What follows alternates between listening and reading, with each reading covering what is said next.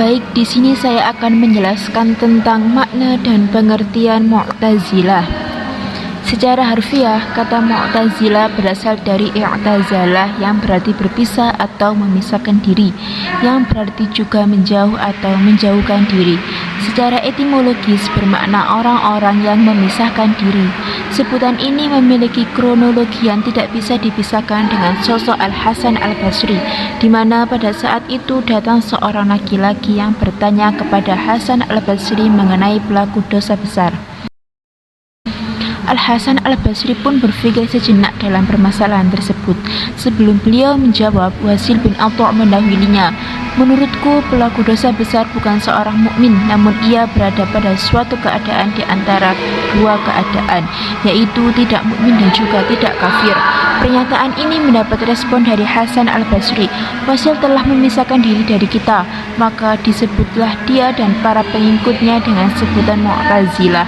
Nah, dari sinilah Mu'tazilah itu berasal. Pertanyaan itu pun akhirnya dijawab oleh Al-Hasan Al-Basri dengan jawaban Ahlus Sunnah wal Jamaah.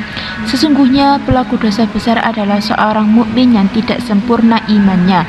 Karena keimanannya ia masih disebut mukmin, dan karena dosa besarnya ia disebut fasik, yakni keimanannya menjadi tidak sempurna. Yang selanjutnya yaitu sejarah kemunculan Mu'tazilah. Sejarah kemunculan Mu'tazilah itu dapat dilihat dari dua sudut pandang. Yang pertama, dari politik. Dari kacamata politik, kata Mu'tazilah itu sebenarnya telah ada 1 abad sebelumnya, yaitu sebelum peristiwa yang terjadi antara Wasil bin Atha' dan juga Hasan Al-Basri. Kata Mu'tazilah ini dipakai sebagai julukan bagi orang-orang yang enggan atau bagi orang-orang yang tidak mau ikut andil untuk berperang, baik itu dalam perang Jamal ataupun perang Siffin. Dan mereka ini hanya fokus dan juga hanya mendalami persoalan dakwah dan juga ibadat semata. Kemudian dari agama. Kemunculan Mu'tazilah dari sudut pandang ini itu lebih kepada persoalan agama. Dan dari kacamata politik, akhirnya peperangan tersebut, yaitu perang Jamal dan juga perang Siffin tadi, mengakibatkan timbulnya beberapa kelompok. Yang pertama yaitu kelompok Khawarij, yang dimana kelompok ini menganggap bahwa Khalifah Ali bin Abi Thalib dan juga para pengikutnya itu telah melakukan dosa besar.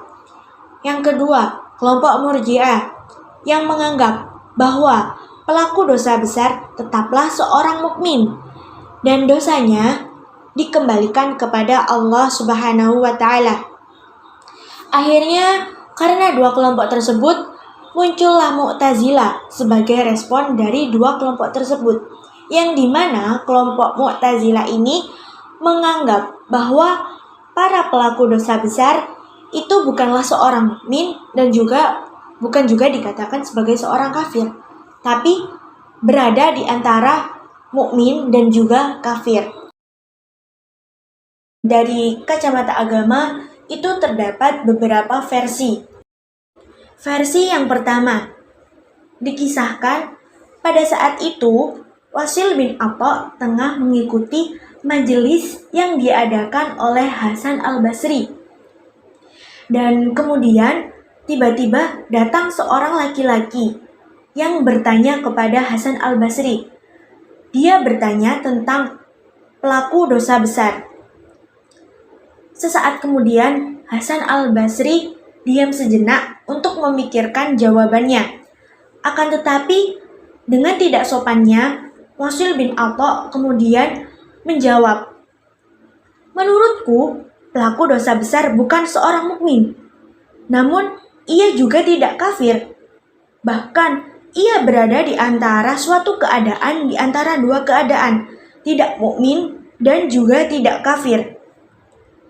Setelah mengatakan demikian, lalu ia berdiri dan duduk menyendiri di salah satu tiang masjid sambil tetap menyatakan pendapatnya tersebut kepada para murid Hasan al-Basri lainnya, yang kemudian diikuti oleh temannya, yaitu Amr bin Ubaid. Sehingga kemudian Hasan al-Basri berkata, Wasil telah menjauhkan diri dari kita. Dengan demikian, maka disebutlah dia dan para pengikutnya dengan sebutan Mu'tazilah. Versi yang kedua. Versi ini dikemukakan oleh Al-Baghdadi. Menurut beliau, Wasil dan temannya ini, yaitu Amr bin Ubaid, itu diusir oleh Hasan al-Basri dari majelisnya. Kenapa demikian? Karena menurut Al-Baghdadi terdapat pertikaian di antara mereka mengenai masalah qadar dan orang yang berdosa besar. Sehingga kemudian keduanya ini menjauhkan diri dari Hasan al-Basri. Akhirnya mereka beserta para pengikutnya disebut dengan kaum Mu'tazilah. Versi yang ketiga. Versi ini dikemukakan oleh Tahi Kuborozada. Menurutnya, Qatadah bin Da'mah pada suatu hari itu masuk masjid di Basrah dan bergabung dengan salah satu majelis. Dan Qatadah bin Da'mah ini berpikir jika majelis tersebut adalah majelis Hasan al-Basri. Akan tetapi realitanya majelis tersebut adalah majelis Amr bin Ubaid. Setelah mengetahui realita tersebut bahwa majelis itu bukan majelis Hasan al-Basri, maka ia meninggalkan majelis tersebut seraya berkata, ini kaum Mu'tazilah. Maka demikian versi ketiga menurut Tashi Kubarozada.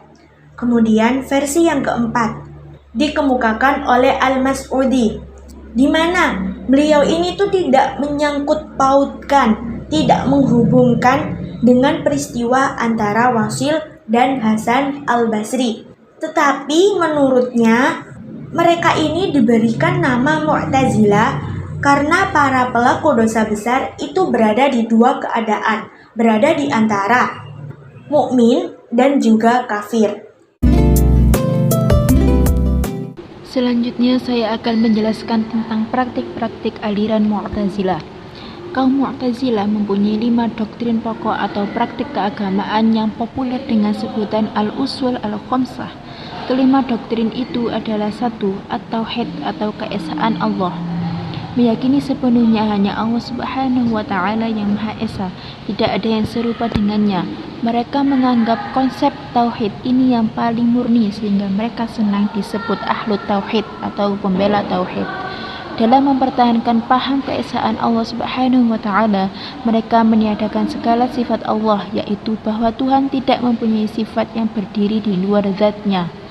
Kaum Mu'tazilah enggan mengakui adanya sifat Tuhan dalam pengertian sesuatu yang melekat pada zat Tuhan. Jika Tuhan dikatakan Maha Mengetahui, maka itu bukan sifatnya tapi zat-Nya. Mu'tazilah juga meyakini bahwa Al-Quran adalah makhluk. Yang kedua, Al-Adil atau keadilan Tuhan.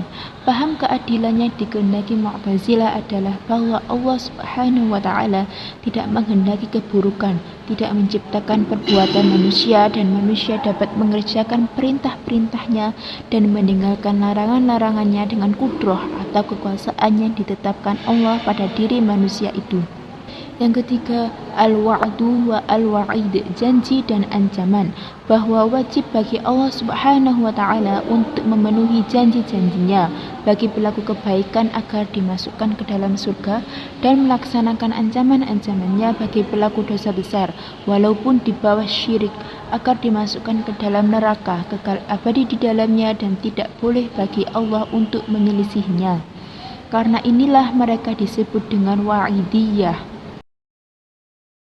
Yang keempat, al-manzilah bain al-manzilatain, posisi di antara dua tempat, adalah suatu tempat antara surga dan neraka sebagai konsekuensi dari pemahaman yang mengatakan bahwa pelaku dosa besar adalah fasik, tidak dikatakan beriman dan tidak pula dikatakan kafir. Dia tidak berhak dihukumkan mukmin dan tidak pula dihukumkan kafir. Yang kelima, amar ma'ruf nahi mungkar. Dalam pandangan Mu'tazilah, dalam keadaan normal, pelaksanaan al-amru bil ma'ruf wan nahyu 'anil munkar itu cukup dengan seruan saja. Selanjutnya ialah pemikiran politik dan corak Mu'tazilah. Peristiwa terbunuhnya Utsman bin Affan membawa masalah politik dan masalah teologi dalam Islam. Dalam bidang politik, peristiwa itu memecah umat Islam menjadi dua golongan, yakni Sunni dan Syiah. Dalam bidang teologi, peristiwa Utsman bin Affan menimbulkan masalah iman dan kufur. Peperangan yang terjadi antara Ali bin Abi Thalib dengan Muawiyah dicoba diselesaikan dengan jalan damai, yaitu jalan tahkim atau arbiters. Tetapi segolongan ahli tidak setuju karena kelihatannya mereka telah dekat dengan kemenangan.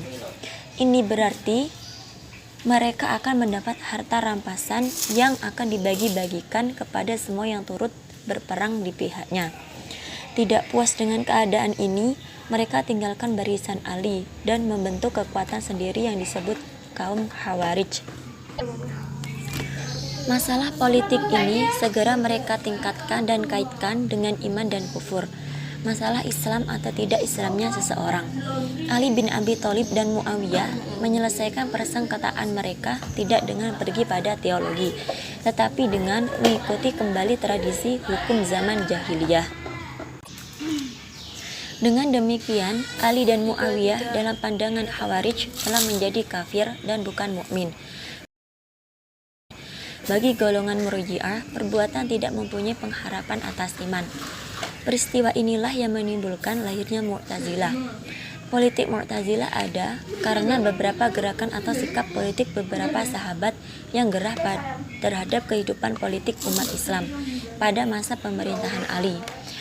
Pemikiran politik lahir juga karena perbedaan pendapat antara Hasan al-Basri dengan gurunya, yaitu Wasid bin Atta.